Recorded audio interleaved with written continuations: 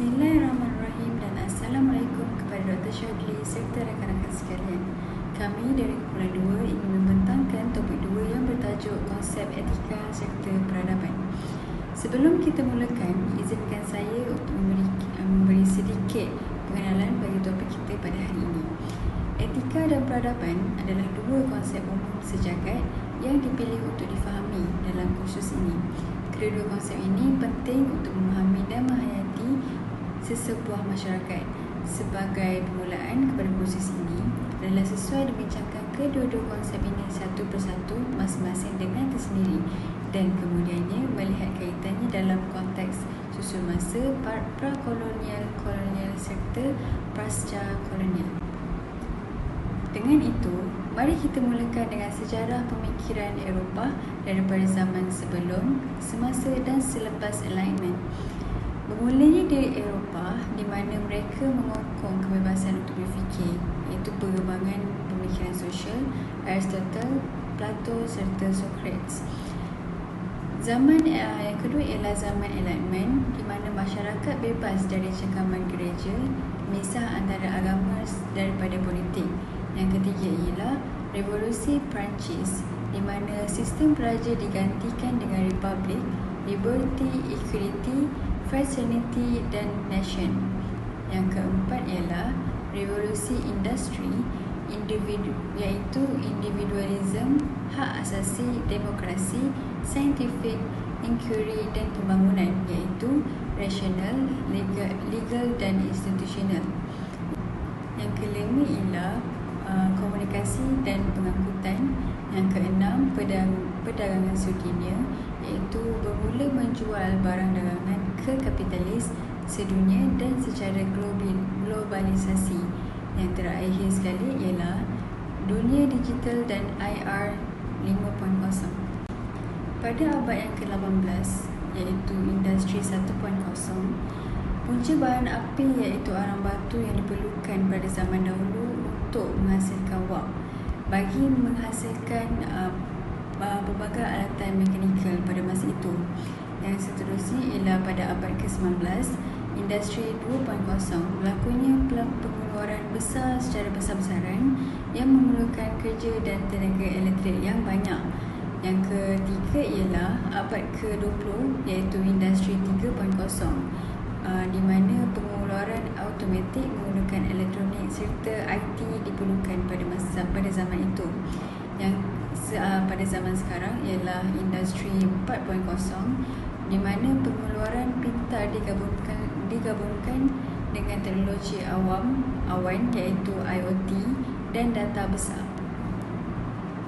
Kita beralih pula pada teori etika oleh tiga orang tokoh Eropah iaitu Socrates, Plato dan Aristotle. Socrates, idea utama etika berhubung dengan meyakinkan orang agar berakhlak mulia.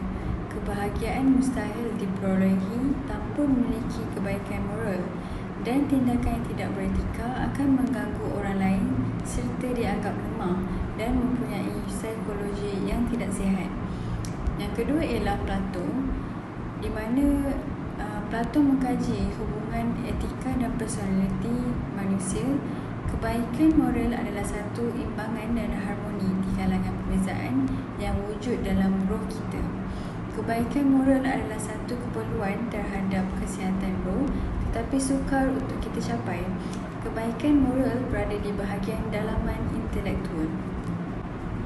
Bagi pendapat Aristotle pula, melihat kebaikan moral agak berbeza daripada Plato dan juga Socrates, di mana beliau menyatakan bahawa kebaikan moral mempunyai hubungan yang sedikit dengan intelektual tetapi lebih kepada sifat atau personaliti seseorang itu.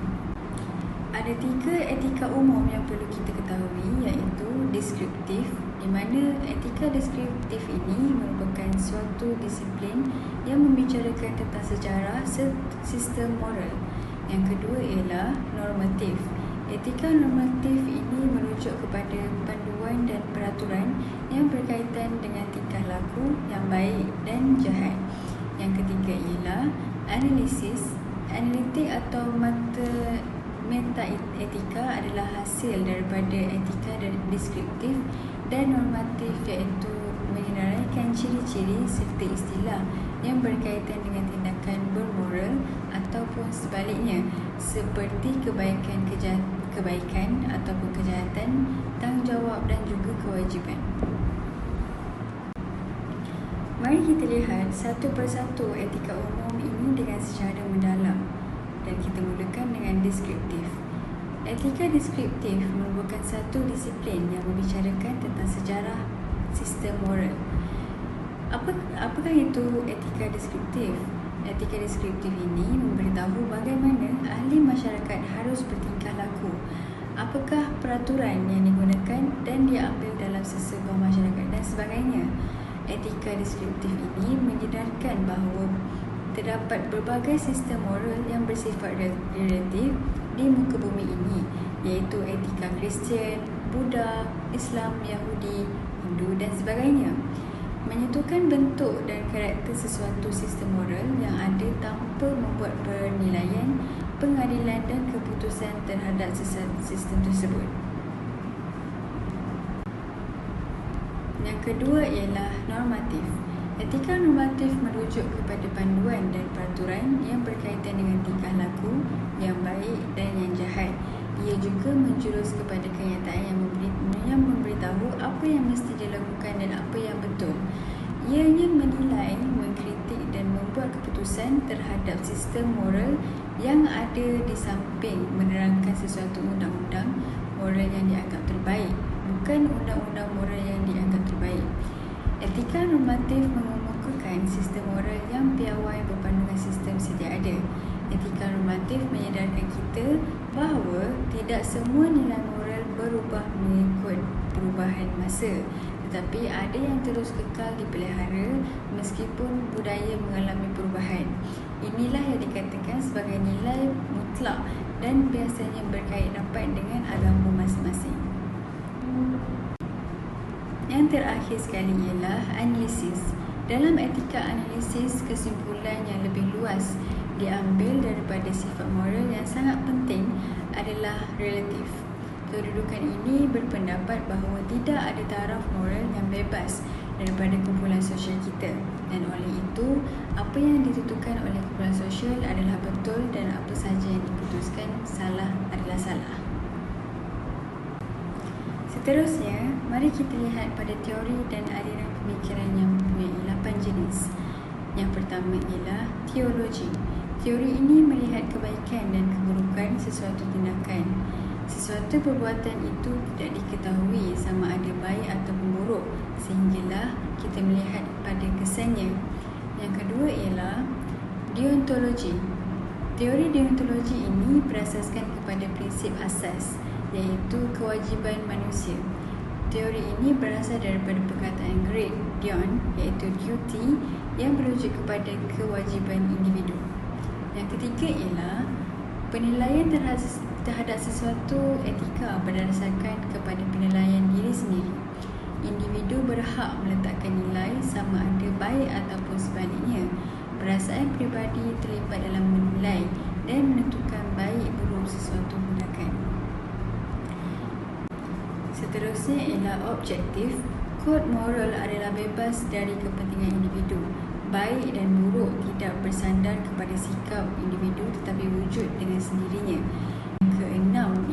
Yang kelima ialah naturalism. Sesuatu perbuatan itu baik atau buruk bergantung pada pengalaman keseronokannya sendiri.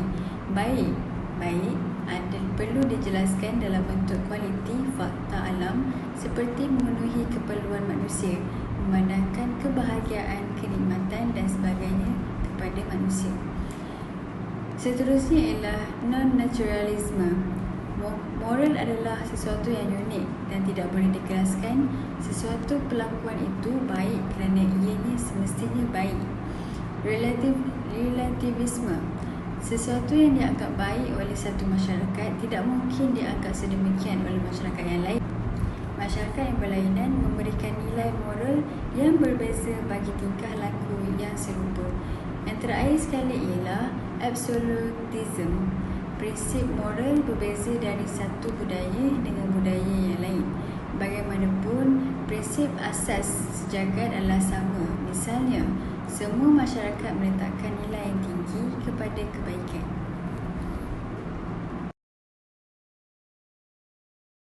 Teori etika klasik. Teori etika klasik terbahagi kepada 3 iaitu utilitarianisme, universalisme dan intuitionisme. Teori etika klasik yang pertama ialah utilitarianisme. Ini merupakan satu teori iaitu teori etika klasik yang membawa maksud suatu aliran atau dimensi. Ini tergolong dalam etika teologikal yang juga dikenali sebagai konsekuensialisme. Manusia akan melakukan kebaikan dalam kadar maksimum yang dipanggil sebagai doktrin moral. Bagaimanakah kebaikan yang dimasukkan sebagai doktrin moral? Kebaikan ini merupakan satu tindakan yang dibuat oleh sesiapa sahaja yang memberikan kegembiraan kepada semua pihak. Sebagai contoh, apabila seorang dermawan memberikan makanan percuma sebagai sedekah pada bulan Ramadan kepada banyak pihak, sama ada di masjid, universiti, pondok wakaf dan sebagainya. Perbuatan ini dapat memberikan kegembiraan kepada orang lain yang penat berpuasa pada bulan Ramadan. Ia dianggap sebagai sesuatu yang bermoral kerana ia memberi kegembiraan yang maksimum. Perbuatan kebaikan ini terhasil daripada sesuatu keputusan yang telah dibuat ataupun diambil. Jika kita nak buat sesuatu kebaikan, kita mestilah membuat keputusan itu sendiri, bukan orang lain. Fahaman ini diperjuangkan oleh Jeremy Bentham dan John Stuart Mill yang merupakan seorang filosofis. Jeremy Bentham berkata, kebahagiaan untuk semua orang berada pada tahap tertinggi jika nilai kebaikan yang diterima mengatasi nilai keburukan ataupun membezakan antara satu sama lain. Dalam kata Inggeris, the greatest good for the greatest number. Seterusnya, etika klasik kedua ialah universalisme. Universalisme merupakan posisi meta-etika yang berlaku secara universal. Universal ini bermaksud tanpa memandang budaya, mengira jantina seseorang, agama, kebangsaan ataupun apa-apa faktor yang berbeza. Contoh bagi etika universalisme ialah seperti menjaga alam sekitar, membersihkan diri, menepati masa apabila membuat perjanjian, menghormati ibu bapa dan guru, dan mematuhi undang-undang jalan raya dan sebagainya. Etika moral universalisme ini telah didokong dari zaman Plato hinggalah kini iaitu moden. Etika ini tidak mengecuali mana-mana pihak pun kerana ia tertakluk pada semua pihak walaupun pihak itu berbeza-beza. Akhir sekali bagi teori etika klasik iaitu intuitionisme yang berpegang pada inspirasi atau ilham yang bersifat gaib ataupun subjektif. Apakah itu gaib? Seperti kita ketahui, gaib itu adalah sesuatu dimensi yang tidak dapat dilihat dan disentuh. Ianya tersembunyi. Terdapat beberapa jenis intuitionisme iaitu animisme, dinamisme, mitos, magic yang merangkumi unsur supernatural atau kuasa gaib yang luar biasa yang digunakan bagi kepentingan kehidupan seharian seseorang seperti bomoh. Bomoh ini bukan sahaja digunakan oleh orang zaman dahulu, tetapi di zaman sekarang pun orang masih menggunakan bomoh untuk perkara-perkara yang dapat memuaskan hati mereka. Mesti anda tertanya-tanya bagaimanakah bomoh ini boleh adanya ilmu gaib. Dalam hal ini, bomoh menggunakan sumber pengetahuan daripada ilmu warisan, keluarga, daripada mimpi ataupun ilham. Sebagai contoh, perkara gaib yang bomoh lakukan ialah seperti memerah limau dalam mangkuk dan mengambil sehelai rambut manusia bertujuan untuk santau dan sebagainya. Teori etika moden terbahagi kepada 4 iaitu rasionalisme, free will, positivisme dan relativisme. Pertama, rasionalisme. Rasionalisme merupakan ilmu yang berasaskan logik akal yang disahkan oleh tokoh-tokoh seperti René Descartes yang terkenal dengan slogan Cogito ergo sum yang bermaksud aku berfikir maka aku ada, dan juga Benedict de Spinoza dan Gottfried Wilhelm Leibniz. Kedua, free will. Free will iaitu kebenaran yang tidak bersifat mutlak, sebaliknya mengikut individu. Semuanya berdasarkan hukum moral dan manusia adalah makhluk rasional yang memiliki kehendak yang murni. Oleh sebab itu, setiap manusia bebas menentukan hidupnya sendiri, jalan hidupnya sendiri, bebas menentukan nilai atau kebenaran dalam hidupnya. Contohnya seperti menentukan dirinya untuk sambung belajar di luar negara ataupun terus bekerja dahulu mencari pengalaman ataupun menolong perniagaan keluarga turun-temurun. Itu adalah keputusan yang dibuat sendiri kerana hanya diri sendiri sahaja yang tahu apa yang baik ataupun buruk untuk dirinya. Antara tokohnya ialah Immanuel Kant, di mana menurutnya manusia memiliki kebebasan kehendak dan melakukan perbuatannya. Ketiga, positivisme. Positivisme menyatakan ilmu adalah satu-satunya pengetahuan yang sah dan fakta sejarah yang mungkin dapat menjadi objek pengetahuan kepada umum ataupun akan digunakan pada masa hadapan. Dengan demikian, positivisme hanya berpegang pada fakta dan menolak kewujudan segala kekuatan atau subjek di belakang fakta. Auguste Comte yang merupakan tokoh aliran positivisme berpendapat panca indera amatlah penting dalam memperoleh pengetahuan, tapi ia masih perlu dipertajam dengan alat bantu dan diperkuat dengan eksperimen kerana kelemahan panca indera dapat diperbetulkan dengan eksperimen. Sebagai contoh, meskipun kita merasakan kesihatan kita baik, tetapi kita masih perlu membuat ujian pemeriksaan di klinik dengan menggunakan alat bantu yang disediakan untuk mendapatkan rekod kesihatan yang lebih terperinci. Yang terakhir bagi teori etika moden adalah relativisme. Relativisme ialah keadaan yang berubah merupakan pertimbangan utama dalam menentukan suatu tindakan sama ada beretika atau tidak. Tindakan tersebut dinilai berdasarkan kesan atau akibatnya.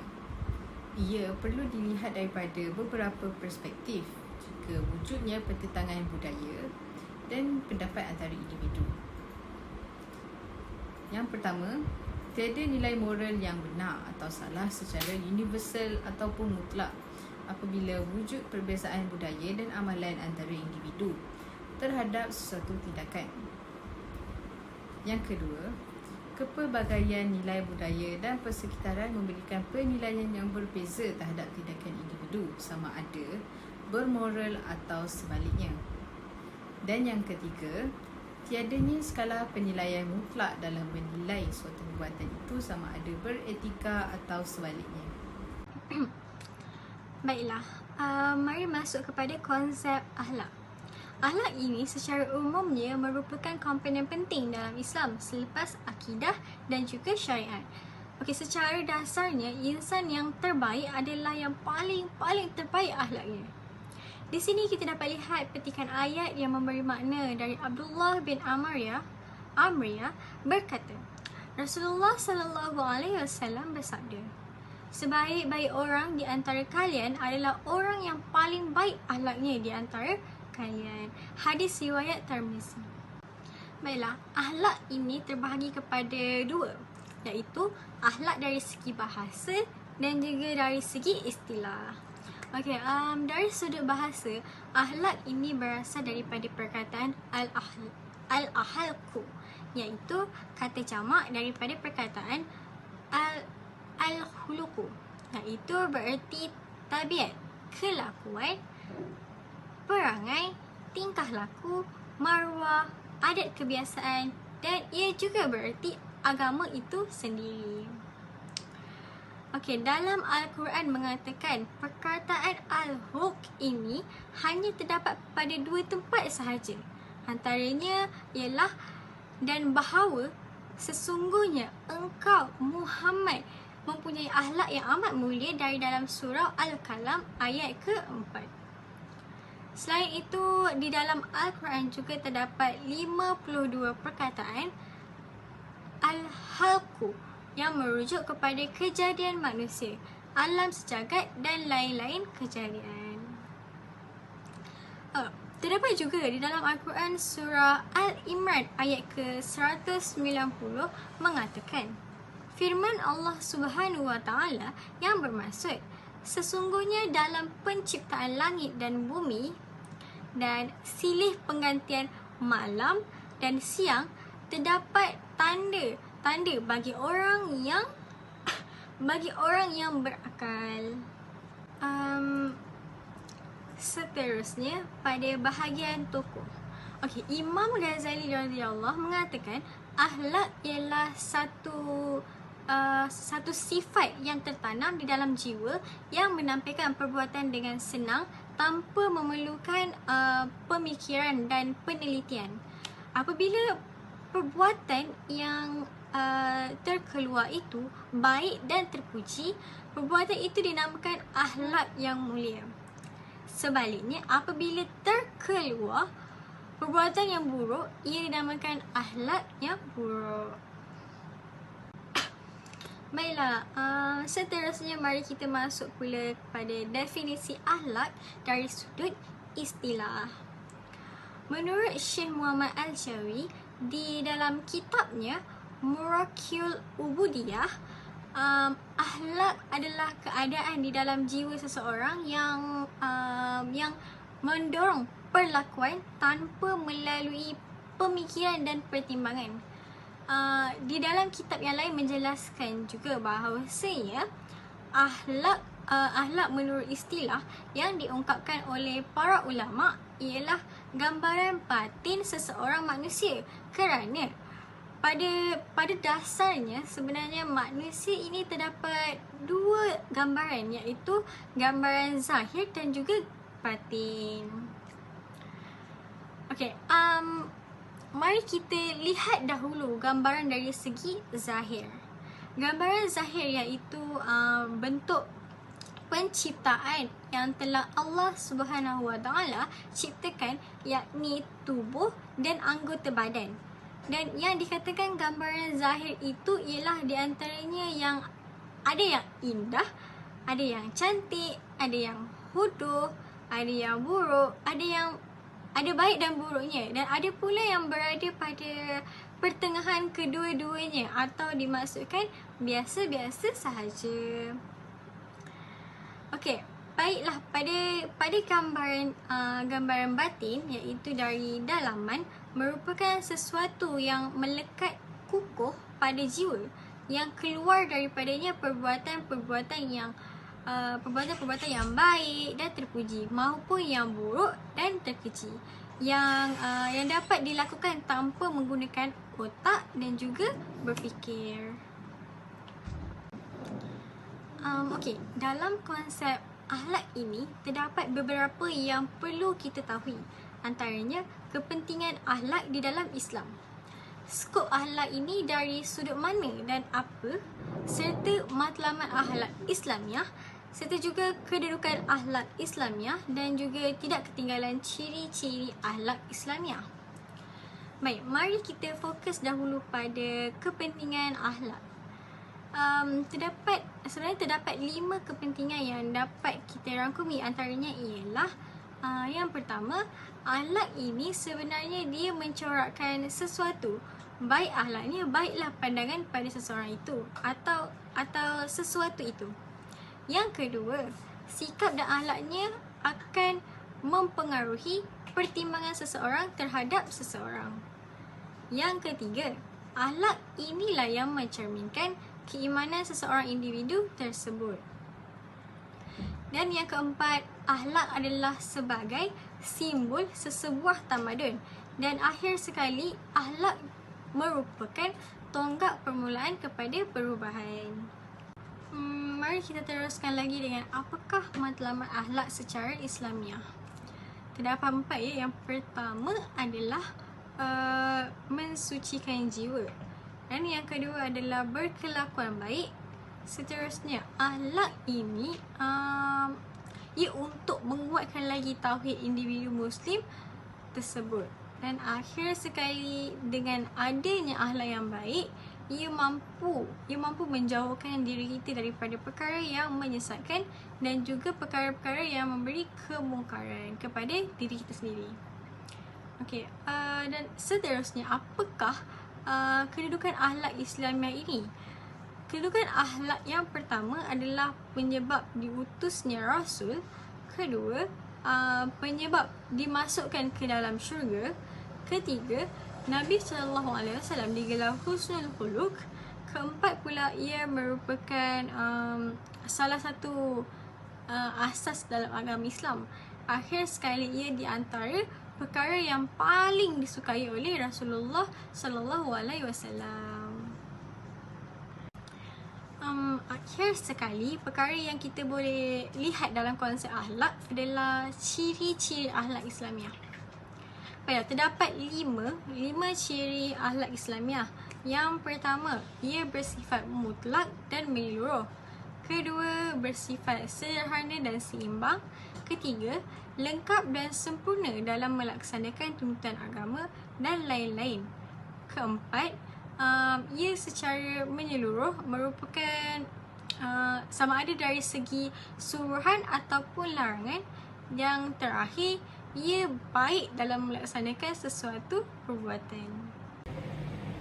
Tajuk seterusnya adalah etika dalam kepelbagaian disiplin. Aspek-aspek etika yang kita akan sentuh ialah ekonomi, politik, sosial, pendidikan dan seterusnya masyarakat digital. Okey, baiklah. Politik adalah tentang pentadbiran antara pemimpin dan masyarakat. Sosial pula adalah interaksi dengan orang sekeliling ataupun masyarakat kerana manusia ni saling memerlukan. Seterusnya pendidikan. Etika pendidikan lebih kepada untuk sebagai tenaga pengajar dan pelajar itu sendiri. Seterusnya masyarakat digital adalah untuk kita sebagai masyarakat ni berinteraksi sesama sendiri di era moden ini dengan menggunakan platform digital. Yang pertama, kita akan membincangkan etika ekonomi. Etika ini kita akan fokuskan lebih kepada penjual ataupun peniaga. Prinsip etika perniagaan menurut Islam yang kita perlu ikut. Yang pertama, peniaga perlulah ada niat dan ikhlas. Seterusnya, akhlak yang mulia, menunaikan hak.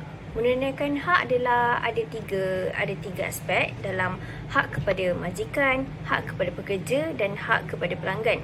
Seterusnya, mengeluarkan zakat, tidak membahayakan atau merugikan orang lain dan mempelajari hukum dan adab muamalat dalam Islam.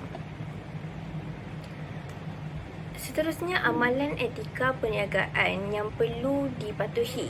Memahami konsep dan polisi perniagaan. Pandai dalam hal pentadbiran atau pengurusan perniagaan. Pandai dalam memahami selera pembeli dan hubung kait dengan barangan maupun harta. Larangan riba, larangan menipu dan mengurangkan timbangan. Seterusnya, kita akan sentuh isu tentang amalan perniagaan yang tak beretika ataupun bertentangan dengan adat ataupun hukum yang dibolehkan dalam Islam.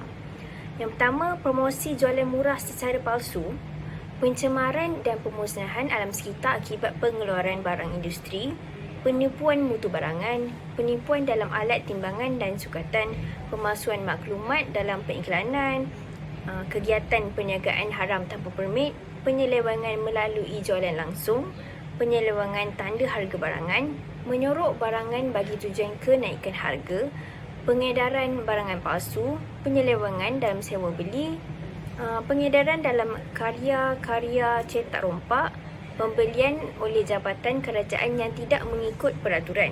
Isu alam sekitar iaitu pencemaran industri, jualan murah yang palsu, penipuan wang atau mutu barangan melalui e-dagang, pengedaran dadah, menggunakan buruh asing tanpa permit yang berkos rendah untuk menjalankan perniagaan. Amalan-amalan tersebut haruslah kita jauhi dan jangan sesekali dipraktikkan kerana ianya bertentangan dengan etika jual beli yang dapat merosakkan komuniti. Seterusnya adalah etika politik untuk pemimpin. Nombor 1, tidak meminta jawatan.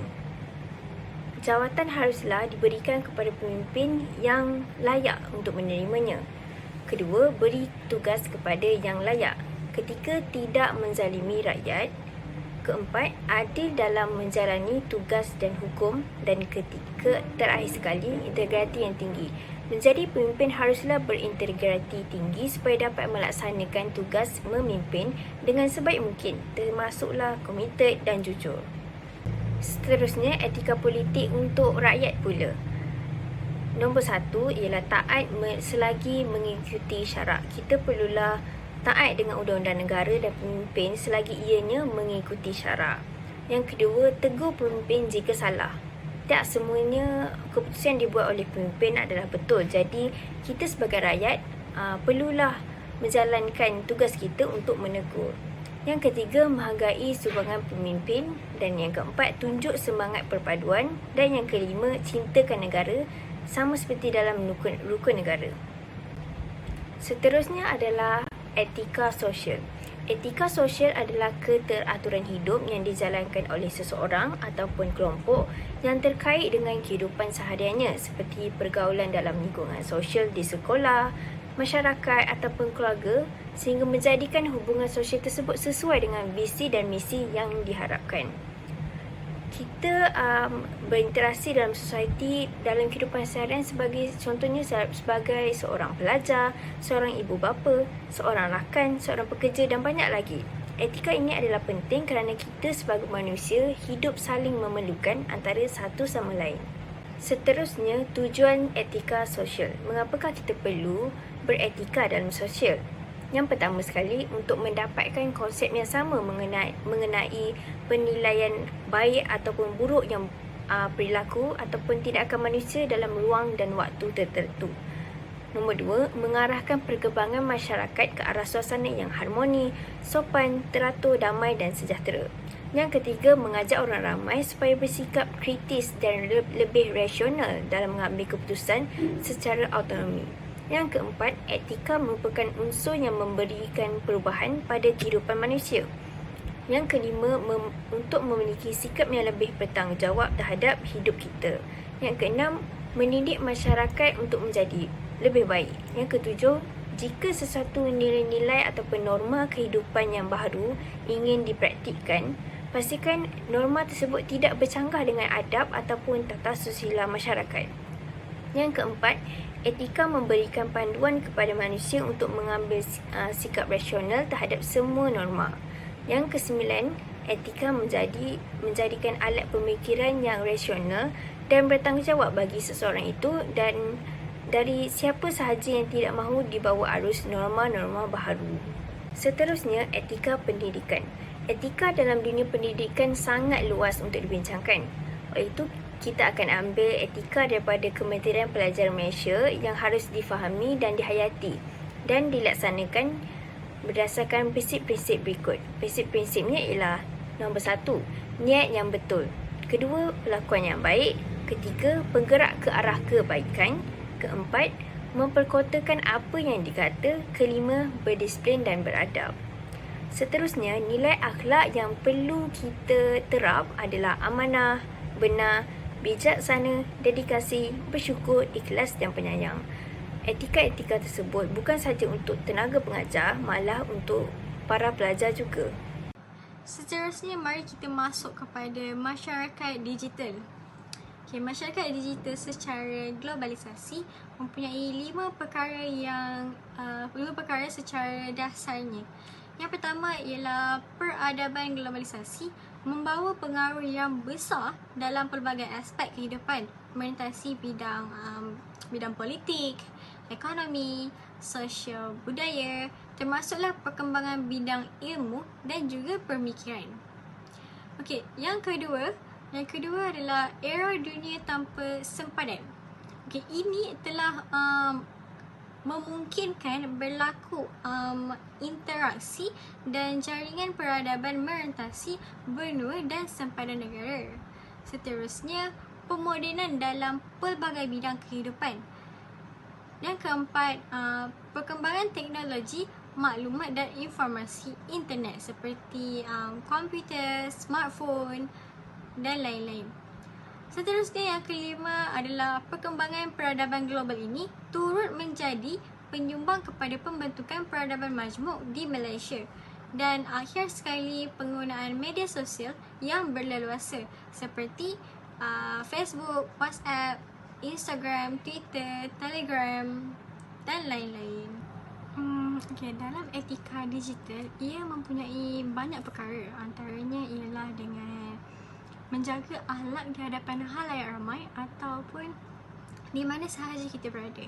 Selain itu, kita haruslah menyelidik dahulu kesahihan maklumat yang diterima sebelum menyebarkan kepada sesiapa sahaja. Dan seterusnya, kita ini mestilah menuntut ilmu dari sumber yang betul dan diyakini.